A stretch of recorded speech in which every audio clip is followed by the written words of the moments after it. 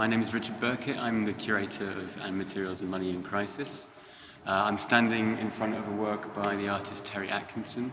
Terry has two works in the exhibition, so this one on level 4 and another one on level 2. And the works that we included in the show are from the early 1990s, but in a way they were kind of reformulated, if you like, for this situation, because they're not the kind of work that can be brought out of storage in a simple way. And in the one on level 2 was effectively made for the first time from a drawing that Terry had made in the 1990s. And they're part of a series called the Grease Works, and they very literally manifest themselves in that way. The grease in this situation is something that changes. It has a kind of ongoing kind of quality to it. It doesn't stop the moment that the artwork is made and the moment it comes into the gallery.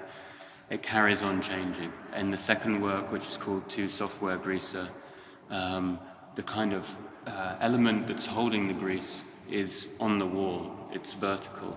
So you have this automatic kind of like weight of gravity on the grease, and it's literally kind of moving. This idea of the grease being an element of software in the work and having this quality of change, Terry really thinks about it as a way of, like, in a sense, distancing his subjectivity in the artwork. So he starts to think about the artwork as, or the grease particularly, having its own agency. It kind of does its own thing. So that thing that we're all very familiar with, of the artist who's pushing conventions, who's progressive and radical, as having become more like an image than a reality.